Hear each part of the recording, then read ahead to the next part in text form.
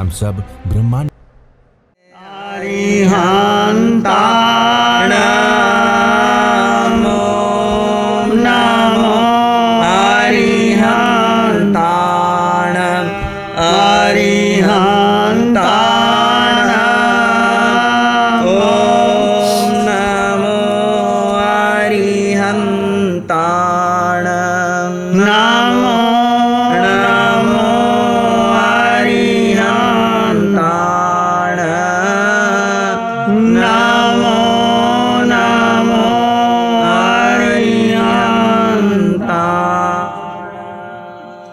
अरिहंत परमात्मा महावीर क्षेत्र में विराजमान, जिनकी अनंत अनंत कृपा हम सब पर बरस रही है, उस प्रभु की अनंत कृपा, अनंत ज्ञान, अनंत साधना, अनंत क्षमा मैत्री को अनंत अनंत नमन। प्रभु तिन्नानंग तारियानंग बुद्धानंग बोय्यानंग मुत्तानंग मोयगानंग स्वनुनंग सौदर्शीनंग।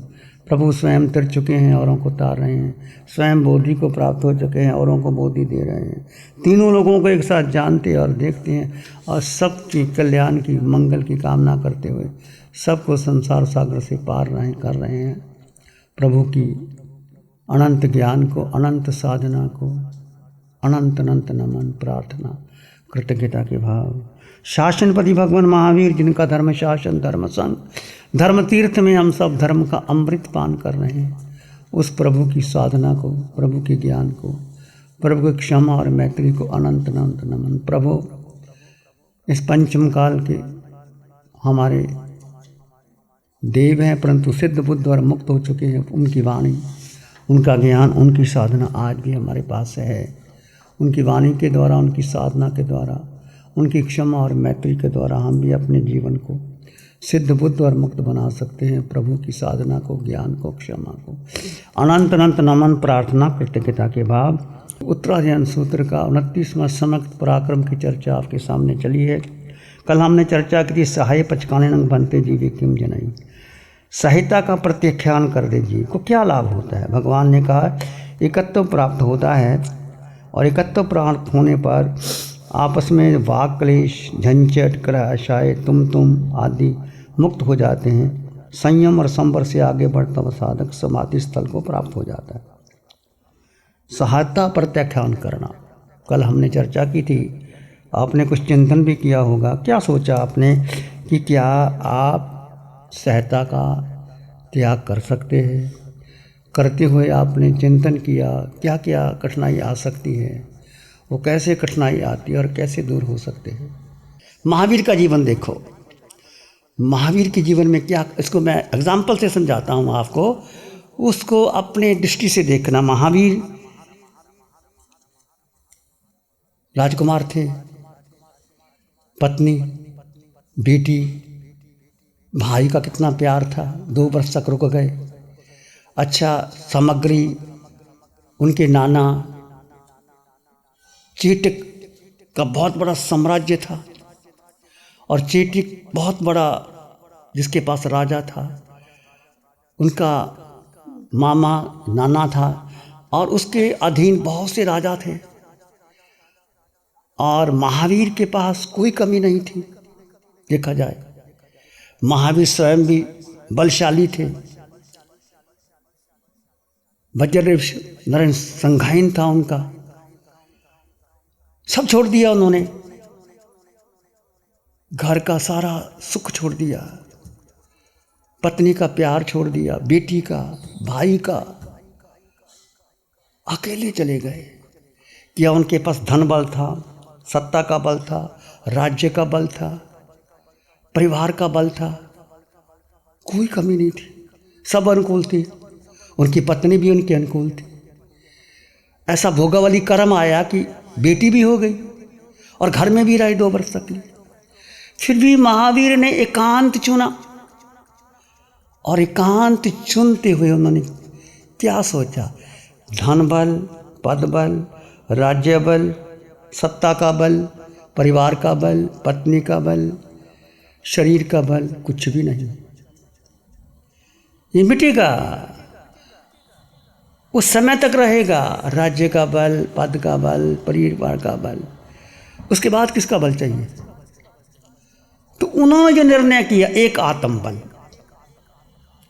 सारे बल अलग है, तराजू पर तोड़ो, आपके पास परिवार का बल, बेटे का, पत्नी का, धन का, सामग्री का, कोठी, बंगला, मकान सब है, सेवक चाकर जितने आप रख सकते हो, ये एक तराजू।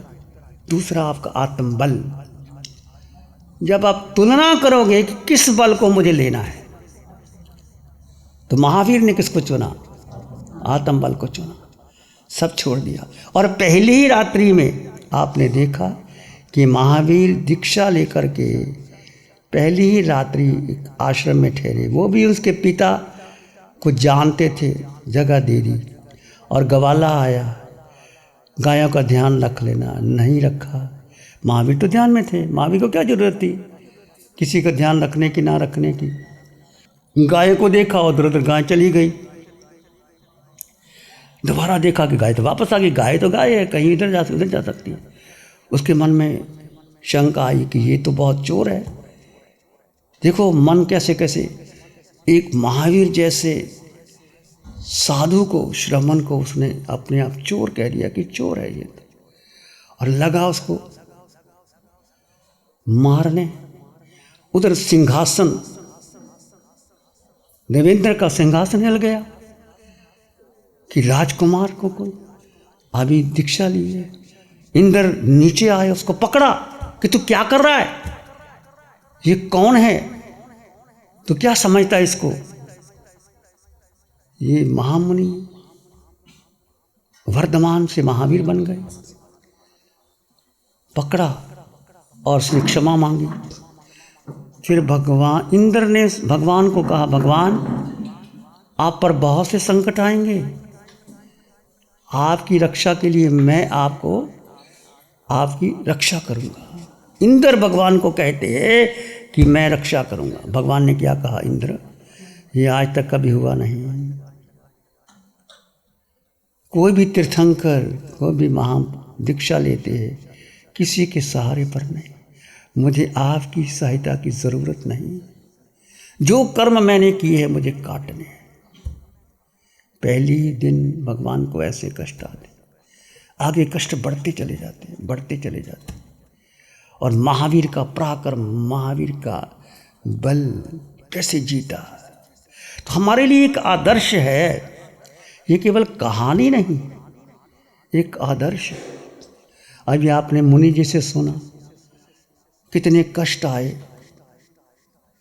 सती मदन रेखा को, कैसे पति उसका भाई उसको मारने के लिए आता है, और पति को गोद में रख करके वो चाहती तो बहुत कुछ कह सकती थी, बड़ा बोला।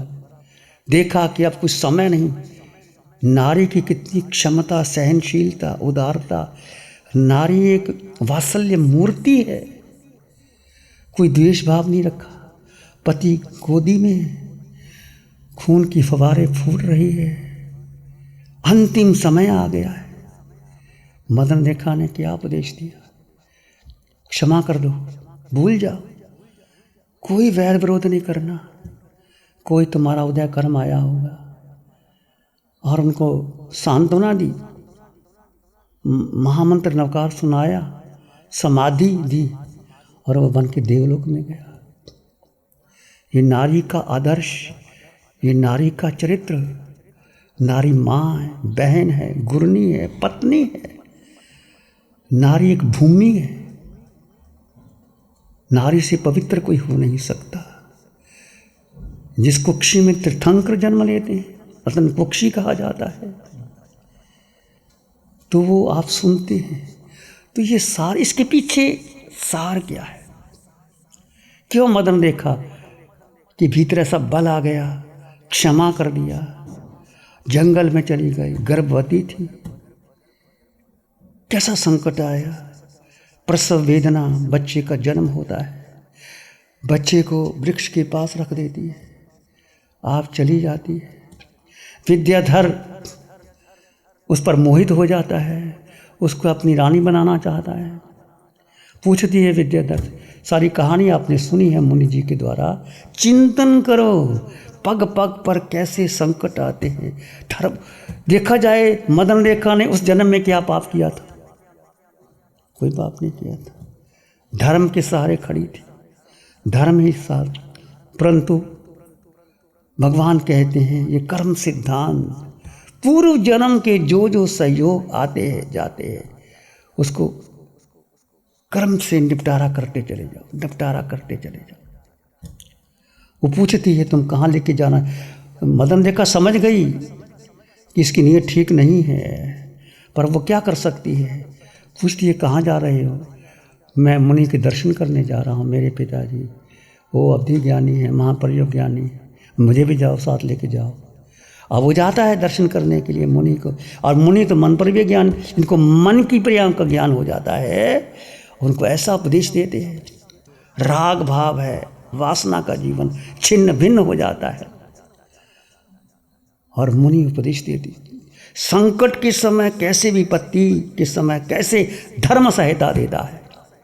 धर्मो रक्षति रक्षता है, धर्म रक्षा करता है।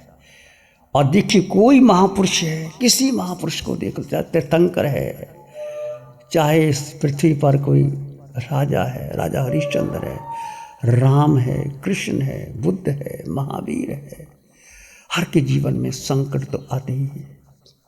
पर संकट को सामना करने का एक ही तरीका है कि तुम अपने धर्म में रहो।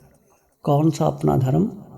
अप्पानम शरणम पवज्जामि, सिद्धम शरणम पवज्जामि। अपनी शरण, आत्मा की शरण। तो महावीर ने किसकी शरण ली? आत्मा की शरण ली। उस मदन रेखा ने आत्मा की शरण ली। कैसे विपत्तियां आती हैं और कैसे चली जाती, ये भी कोई पूर्व कर्म का संयोग ही है।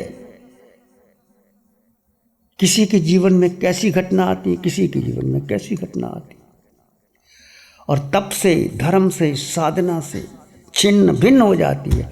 पर एक अटल निश्चय रखना, मैं इस जड़ रूपी शरीर में, जिसका आकार है, रंग है, रूप है, वर्ण है, गंध है, रस है, स्पर्श है, गलना सड़ना स्वभाव है, आज तक मैंने और आपने जन्म जन्म गवा दिए इस शरीर के लिए।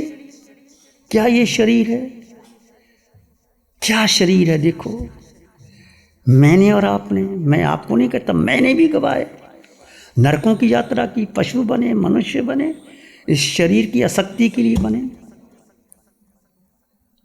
और शरीर तो टूटेगा, बहेगा, बिखरेगा, शमशान की राख बनेगा। तो शरीर के भीतर जो आत्मा है वो सत्य है, वो त्रिकाल सत्य है, अटल सत्य है, परम सत्य है, शाश्वत सत्य है। उसका कोई बाल बांका भी नहीं कर सकता। उसको अग्नि जला नहीं सकती, पानी गला नहीं सकती, शस्त्र उड़ा नहीं सकती, वायु कुछ नहीं कर सकती। ऐसा अटल विश्वास, अटल श्रद्धा यदि मेरे भीतर और आपके भीतर आ जाए तो कोई सहायता की जरूरत नहीं, होगा देखा जाएगा, जानी चली जाएगी। नहीं और क्या हो सकता है? और क्या हो सकता है? छोड़ो परिवार, धन, संपत्ति, ये तो अनंत बार आपको भी मिले, मुझे मिले, हम 21 देवलोक जाए, मैं और आप। हीरे जवाहरात जो तुम ढूंढ रहे हो वो हमने देवलोकों में पाए, नृत्य किया, देवियों के साथ सब कुछ खेला, पर कोई हाथ नहीं आया, वापस आ गए। मनुष्य बने, पुण्य कमाया, राजा महाराजा बने, युद्ध लड़े, फिर वापस आ गए। ऐसा पाप कर्म किया, पशु बन गए, नरक का नेरिया बन गए। पर आत्मा को कुछ नहीं हुआ।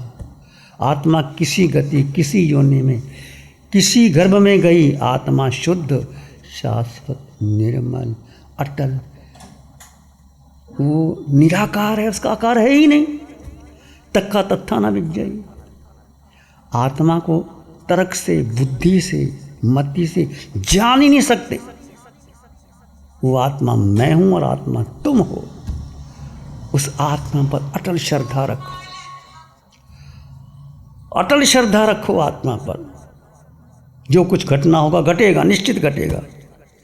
प्यारी गुरुवाणी है, बड़ी ही सुहानी है। श्री चत्तारी मंगलम अरहंता मंगलम सिद्धा मंगलम साहू मंगलम केवली पानत्तो धम्मो मंगलम चत्तारी लोगुत्तमा अरहंता लोगुत्तमा सिद्धा लोगुत्तमा साहू लोगुत्तमा केवली पानत्तो धम्मो लोगुत्तमो चत्तारी शरणं पवज्जामि अरहन्ते शरणं पवज्जामि सिद्धे शरणं पवज्जामि साहू शरणं पवज्जामि केवली पानत्तं धम्मं शरणं पवज्जामि चारे शरण दुख हरण जगत में और न शरणा कोई होगा जो भव्य प्राणी करे आराधन उसका अजर अमर पद होगा उसका सदा ही मंगल हो। लग्जरी, कंफर्ट, शानदार view, park inn by Radisson hotel. अपनेपन का एहसास, यहाँ बिताया हर पल आपके लिए होगा खास। यहाँ के अमेजिंग रूम्स, बैंक्वेट हॉल, तमाम प्रकार के प्योर वेज जैन फूड, जिंदा दिल लोगों के खूबसूरत शहर सूरत में रेडिसन ग्रुप की स्टार रेटेड लग्जूरियस होटलों में सबसे अग्रणी है park inn by Radisson hotel. एक बार अवश्य विजिट करें। सूरत अडाजन में park inn by Radisson hotel. Project by Sumeru group, Shri Babulal Mandot, Surat. गुरु हमको ऐसी कृपा दृष्टि दे।